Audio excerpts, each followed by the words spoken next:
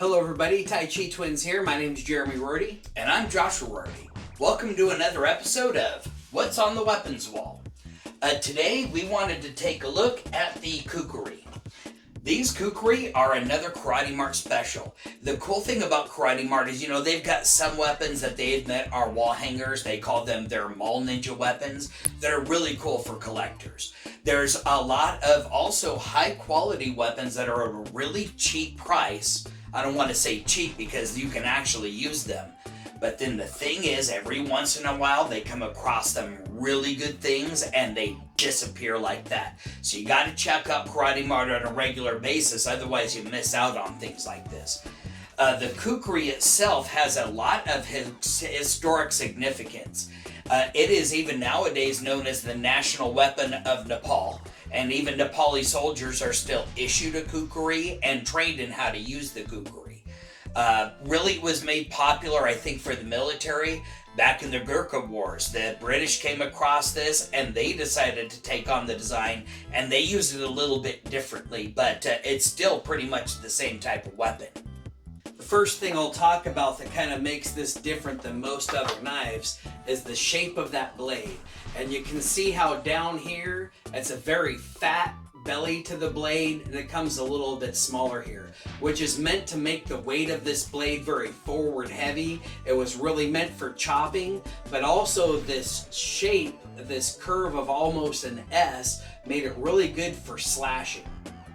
You can also see when I hold it this way for stabbing, even though this has a forward curve to the blade, the tip of that blade lines up with the handle. So just all in all, a very effective weapon. And this one is incredibly thick, which means it's durable. And that's something that's very common with the Kukri. Actually, if you ever go back and watch this show, Knife or Death, they put their weapons through hell. And the Kukri always does really well in those trials. Also a full tang knife, so besides this blade, it goes all the way down. You can see these rivets here that hold that on, and so this handle is super heavy as well as the blade, which would make that incredibly effective, not only for combat, but if I'm a warrior fighting my way through the jungles, I can use this like a machete to clear my way. Now, one thing about the handle of it, it's got a special design. We'll get a close-up picture of it to where you can hold it in different ways. You can really choke up on it, especially if you're using it as a tool. You could have this side designed to be really like a thick edge for chopping.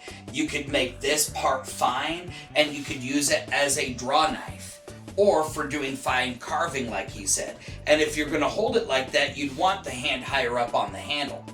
If you were going to use this for chopping, you'd want to grip further down on the handle to give more weight towards the top so it would chop well.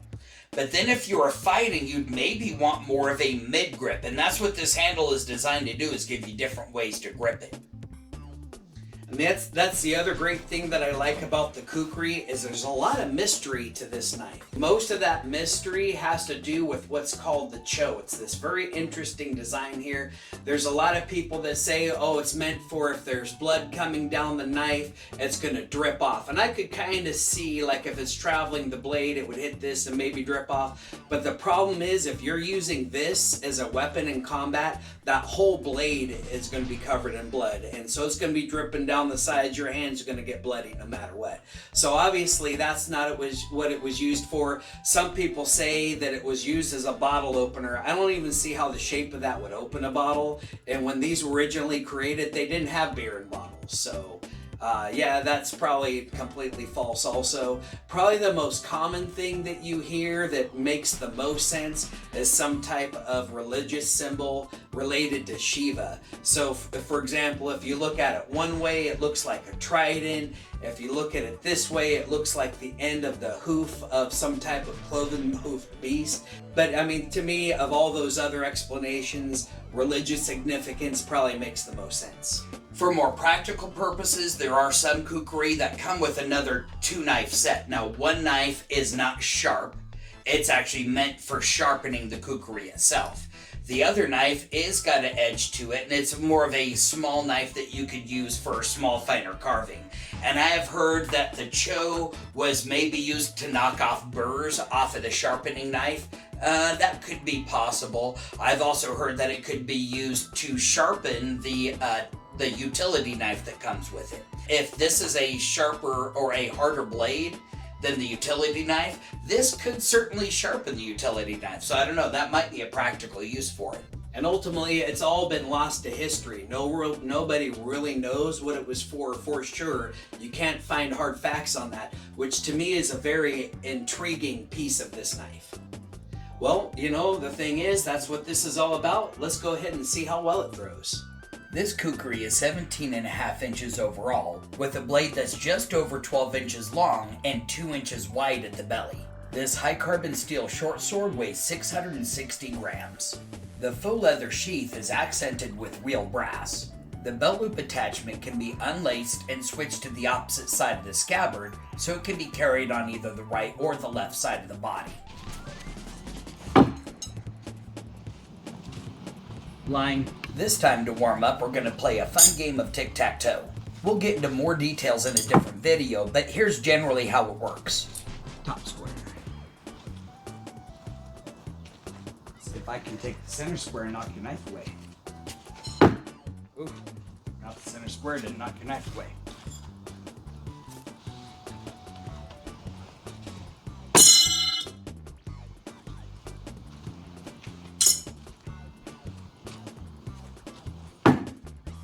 Second one in the center. Yeah, and I'd say in that case you could remove either one you wanted to, right? Right. Is that out of bounds? Yeah, I don't know. We didn't really tape off that part, so I'll call it good. That's Unless, yeah, I'd say it's fine.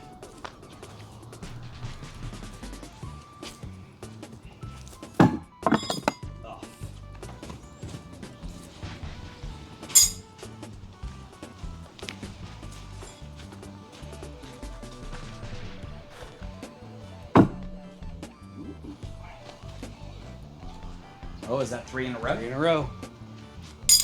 Now let's watch Jeremy take the kukri through its paces and see how well it holds up.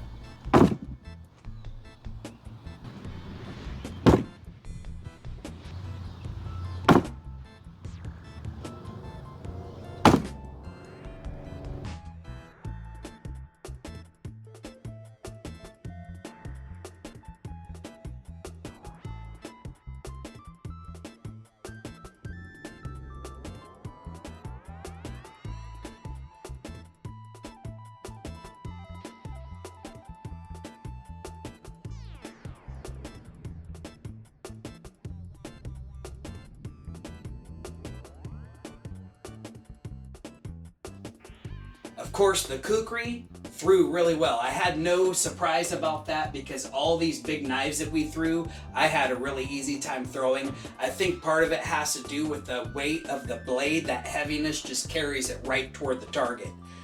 Very thick blade, no problems with nicks or bending the tip. Only thing is, this is a knife I was throwing a long time ago. We were camping, found a dead tree, so I thought I'd throw it. Now, never throw at a live tree, always a dead tree. But in the process, I ended up knocking a little nick of that ring off, so we decided to throw this weapon. You can see a little bit, this is now loose. But when I push it into place, it kind of holds all together. But beyond that, very little damage for the throwing we were doing to it, and I think that happened when I was doing the full rotation.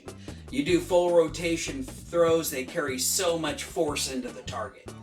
Now with this one, my concern was because of that forward sweep to the blade, I thought it was going to throw more like an axe. But actually where the tip is aligned, it did really well with all the varieties of throwing that he did with it. The other thing that I noticed about this is because it's narrower down here and wider up here, it creates almost a wing-like effect. So I don't know if it's going to show up in the video, but there's a lot of times he's throwing it, I'm standing behind the camera, and I can actually hear him cut the air while he was throwing it. And I think because of that wing-type shape, that helped carry it to the target he was throwing it at. So yes, the kukri, it will throw. With so many weapons left on the weapons wall, which one would you like us to showcase next? Leave a comment down below.